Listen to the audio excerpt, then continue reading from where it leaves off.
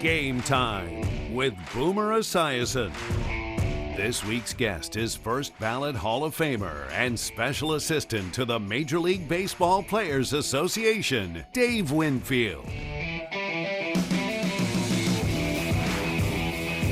Presented by Geico.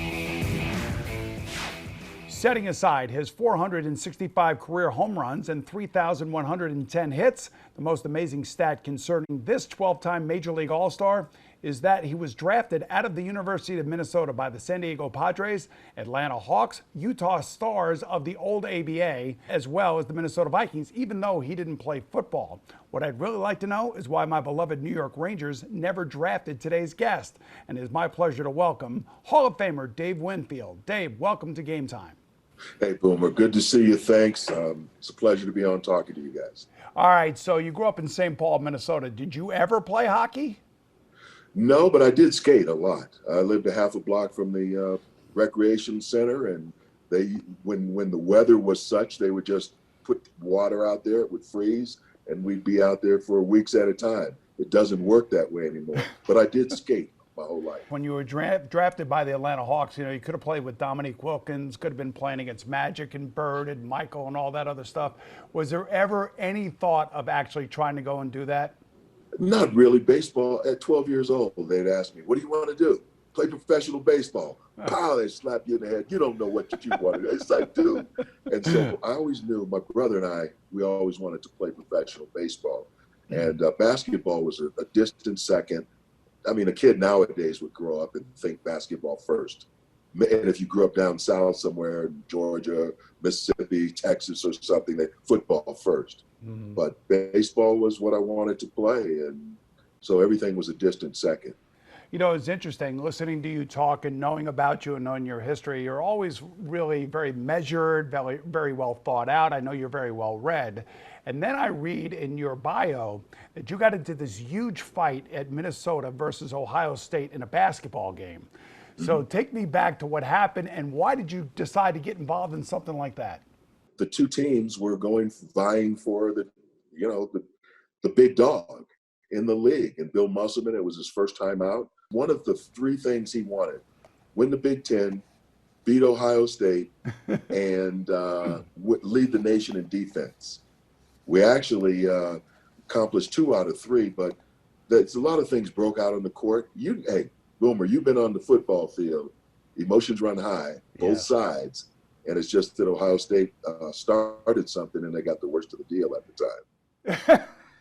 I like your confidence about that. Speaking of heated confrontations, as you pointed out, you worked in the front office at the San Diego Padres. Now you are an assistant to Tony Clark, the head of the Players Union. We just come through this pandemic season. It was a crazy thing. I think Major League Baseball actually handled itself overall pretty well, but there's going to be a contentious CBA coming up. How do you see this whole playing out? Yeah, it could be, because these are unprecedented times. No one expected a pandemic. General businesses, the world, the whole country never expected this.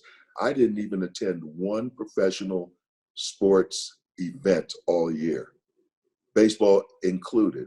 I mean, spring training was cut short.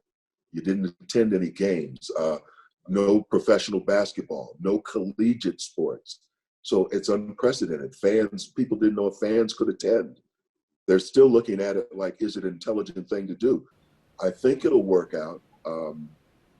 Look, that management and labor, there's always going to be a rub one way or another. One way or another, they'll get through it. Baseball has always been a stalwart, a leader when it comes to labor. I suspect it'll be the same thing.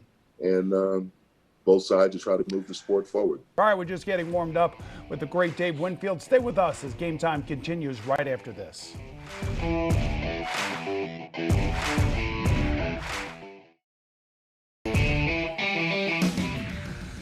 Welcome back to Game Time, where we are joined by legendary outfielder Dave Winfield, who was a 7-time Gold Glove Award winner. With his cannon arm, Winfield threw out many a runner on the base paths, but his most famous peg was a warm-up toss back in 1983 that unfortunately accidentally killed a seagull in Toronto. Manager Billy Martin snarked that day. That's the first time this year he has hit the cutoff man. What was it like playing for Billy, and just how crazy was the Yankee clubhouse? Billy Martin, it's almost like it was like a soap opera. Billy was a great manager. I liked him, but he was very volatile. You know, if he went out at night with the coaches and stayed a little long, you might read about it in the newspaper the next day. If you were a good player, he let you play. If you were a dog, he had a big dog house. And, you know, the things you'd read about, you know, I mean, fisticuffs with your own players on the team. And I said, whoa, man, look, I come from San Diego. It's quiet, laid back, and you come to New York. Look at this, man. I couldn't believe it.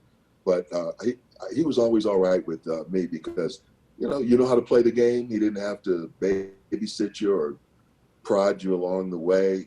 Guys like me or Ricky or Mattingly or whatever, go out and play, guys.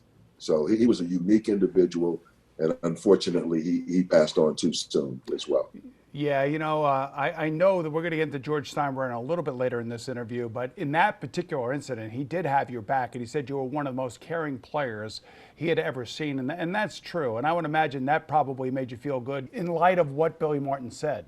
Yeah, no, he was kidding about it. He was kidding about it. That was a crazy year for you guys. That also was the year that included the Pine Tar game. And, you know, I've interviewed George Brett about the Pine Tar game and how his reaction was. I'm just wondering, like, when you're sitting there and you're watching this thing unfold, like, what are you thinking? Are we out of our minds that we're actually going to try to take this home run away from this great player in the middle of this type of game? Two things about it. I had hit a home run earlier to put us ahead. I said, oh, we got Goose coming in. He'll shut him down. And George Brett was one of those, you know, once in a lifetime hitters, and he just tomahawked Goose's pitch in the upper deck. But the thing was, before the game, Billy Martin, once again, they had discussed if George Brett does something that affects the outcome of the game, we're going to challenge his bat. So that was already and then he did it. He hit the home run, and that's why Billy ran out there. Look where the Pine Tar is. And so it was thought about ahead of time. And, you know, once you know someone's doing something that could be deemed illegal, just wait until they do something illegal and then bust them. And that's what happened. Yeah, that's amazing. I never heard that part of the story. All right, we'll return with the multi-talented Dave Winfield after these messages.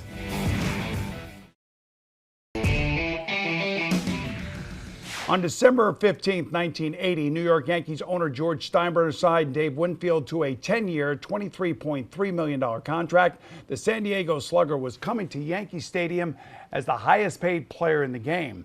And what seemed like a match made in heaven instead turned into a decade of pure hell between the owner and his superstar outfielder, Dave Winfield. And Dave, hopefully I captured that correctly. When you first got to New York and you first were dealing with George Steinbrenner, I'm thinking you probably got off to a good start. I don't know if you could call it ever a good start, other than he liked me a great deal. He pursued me. He said very kind things publicly. He said that everything I do with the community is more than charitable. It's personal. He said that is this guy. We're glad to have him. But 10 years, it was tough. Never a pat on the back, never a supportive statement, just a lot of things. And even at the end, the trade, which was unwarranted and illegal, I went in the trade because I got a multi-year contract on the other side after 10 years. But, you know, it was difficult. One day I'll probably write about, you know, these kind of things included. But my overall career, Boomer, just like yours, you did some great things after your injury and later in your career. And it was that way for me. The best third of my career was after I left New York. I was comeback player of the year, 3,000 hits, a Hall of Fame career, World Series championship, and just enjoy coming to work. And people don't even know all those things, but our careers, the very few fairy tale careers. Derek Jeter had the closest to one that I know. Tom Brady's probably in your sport closest, but maybe Michael Jordan. I think Michael Jordan probably had a pretty good career too. And LeBron is, by the way, LeBron's doing pretty good for himself as well. But, you know, the interesting thing, you know, George Steinbrenner said a lot of things about a lot of people, you know, and one of the things he said that I think probably bothered Yankee fans and probably bothered people in your life was that he let Mr. October go and signed Mr. May. I mean, that just like is like an ultimate insult. And, you know, if an owner would have ever said anything like that about the way that I played or the way that he perceived that I was playing, man, I would be angry. I would be really angry. Well, listen, and first, so people know, it wasn't after we didn't have success in the World Series in '81. He was just popping off in like '84, '85, you know, where he hadn't been to a World Series or anything like that. It's not cool. It's not good. It's not when you're trying to build a team in unity. And I was the guy on his team, too. You know, as far as leadership, you know, somebody can put up numbers, but they're not the leader, you know. And I mean, when it comes down to it, I'm a play rep. If the team got together, black, white, Latino, they come with my house, you know, it's nobody else. So yeah. Why are you messing with the leader of your team? And so you endured all that for many years. Like I said, no support, no backing. I'm not trying to, you know, dig up any special dirt right now, but it was difficult for 10 years. And when I left, it was a breath of fresh air. Yeah, it was, you know, and the thing is, you said bringing up dirt or looking for dirt, and that's exactly what Howie Spiro was asked to do on behalf of George Steinbrenner, looking into your background. I'm like, what were they looking for? What could they be looking for? I mean, like, here you are, you're the highest paid player in the league. You got a crazy manager. You got an owner that's just popping off in the media who likes the back page, and all you're trying to do is try to play baseball. I mean, what in the world are they looking for? Yeah, and always a leading player in the league, an all-star every year, doing the stuff in the community that they wish other players would do, on time, you know, not a clubhouse lawyer, don't do drugs. You know what I mean?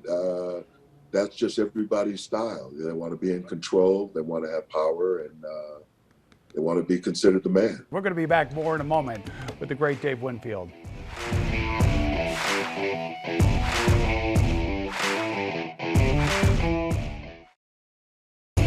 You're watching Game Time with Boomer Esiason, brought to you by Geico. Dave Winfield once noted, everybody faces obstacles, and I look to people who had been through many to succeed in life. Abraham Lincoln, born to a poor family, faced defeat through most of his life, lost 8 elections, failed 2 businesses, had a nervous breakdown, and still became president. Winfield overcame his own obstacles, and he was elected to the Hall of Fame on the first ballot in 2001. Dave, you and I have been talking off camera about the year 2020. The amount of people that have died in our sports, the significant friends that we have had that we have lost during this time. We've got the pandemic going on. We have the social justice issues going on. And in your own hometown of St. Paul, Minnesota, you know, you could see what's happening there in Minneapolis. And I'm just wondering how that's affected you from where you sit. Well, it's a great question. And again, we have so little time to talk about it, but so people know what's in my head, in my mind. Growing up in St. Paul, Minnesota in the 50s and 60s, I saw the last civil rights movement. It's just civil rights, you know, and that's in the 60s. I saw the takeover at our University of Minnesota, a sit-in so that they could have Black Studies, and they were one of the first universities to have Black Studies as a department, not just a professor, not just a class, but a studies department. And we saw that by marching and protesting, you could achieve your goals, without violence or anything like that. And you were going to face pushback. So I've been to the last civil rights movement. I see what's going on this time. I will just say they need to continue to march, bring to light what's going on, agitate if necessary, because only a squeaky wheel gets some oil if you don't say anything, because it's unfair. There's so many things that remain unfair, and I don't have to get into details. It's not a red state, blue state. It's not Republican, Democrat. It's not just the president or anything like that. So I'm not trying to, but it's just a fact. There are a lot of injustices and inequalities that have to be brought to light, and we have to try to make America more even. I got to say this, that if in fact America is inclusive, we're going to be competitive on the world stage. We'll have peace at home, and the pie that people are worried about, the money, it will be bigger, a bigger pie, and people could share in it. So that's kind of where I'm coming from. And on the second half of your question, so many of my friends in the sport and in life have passed on this year. Some from COVID, some from age, some from infirmities, guys like Joe Morgan, guys like Tom Seaver. We talked about it all, offline. And just so many, it hits me every other week. You're losing people. So my relationships with people are very important, and it's important to just kind of speak up what's on your mind as well. Yeah, Dave, making it to the Hall of Fame in the first ballot, giving your Hall of Fame speech and sitting there amongst your peers and realizing that you've really reached it to the pinnacle through all that you've been through. When you do lose people like a Joe Morgan or a Tom Seaver or somebody like that, it's a reminder that, this is a great life that you've lived because of baseball. Yes. Yeah, no, definitely. But I understand that I've been exceptional in terms of the success and opportunity, because I never envisioned all the things that I'd be able to accomplish, meet presidents, travel the world, make money, build a reputation, get an education, all that, on and on. But it's not like that for everybody. It's not fair. It's not equal. There's an imbalance. And so I hope that America learns how to get balance and be more inclusive and make some changes.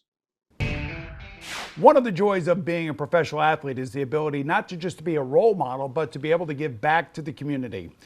Listen to me when I tell you this. Dave Winfield was the first active player ever to set up a charitable foundation that met IRS guidelines. Starting in his rookie year of 1973, he left blocks of tickets for fans and then brought healthcare clinics into the stadium.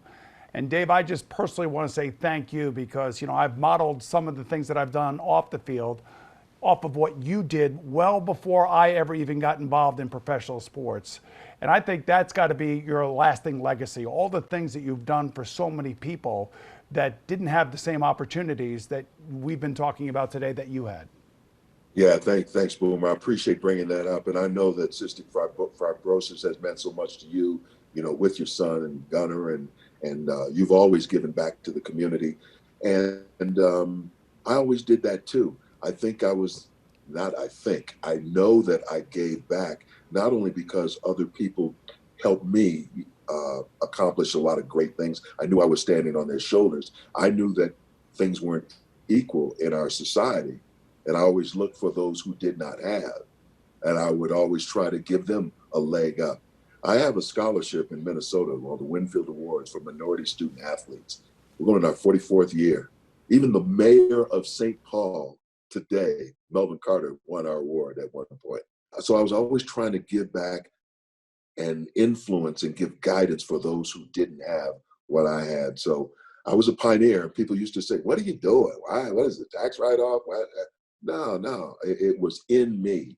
And I led the way, and a lot of people, I remember helping Martina Navratilova do her thing. Harold Reynolds, who was on MLB, he saw me when I played with his brother. When all these kids go in the stadium, there's so many things. I'm so happy that I did it. And yes, I hope that's part of my legacy, not just I hit 465 home runs or whatever.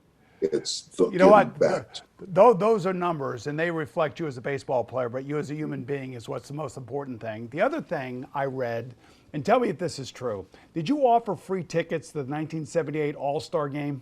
Oh, yeah. The open practice was my idea. There was no such thing as what do you call it, the All-Star, All-Star weekend, yeah, like the home run hitting contest and all that stuff, yeah. My first one was in '77 in New York, and I came to San Diego. My second one, people said, "How could I go to the game? How can I meet the people?" So let me scratch my head. I said, "This is what we'll do." So we had a big old party in San Diego. The guys signed autographs. Even the commissioner came, and I asked the Padre, "Will you open up the stadium, let the people watch?" Now today, they're not going to do anything like that. There's money in this. We're giving up money, but they opened the gates, let probably 8,000 to 10,000 people. After we gave them ice cream and music and autographs in Mission Valley, they went to the stadium, and then they watched us practice. And then it kept getting big. Next year, baseball took it over. Let's charge $5 for people to come and then watch these practices early. But before that, heretofore, it never happened. And who knew what was going to happen? That's 40 plus years later. Look You know, at it Dave, now. what that is? You know what that is, Dave? That is what I call a legacy, and a legacy that will live on forever. And our thanks to Dave Winfield for joining us today. What an awesome storyteller. And to all of you out there for watching, I'm Boomer Esiason. I'll see you again soon, right here on Game Time with Hall of Famer George Brett.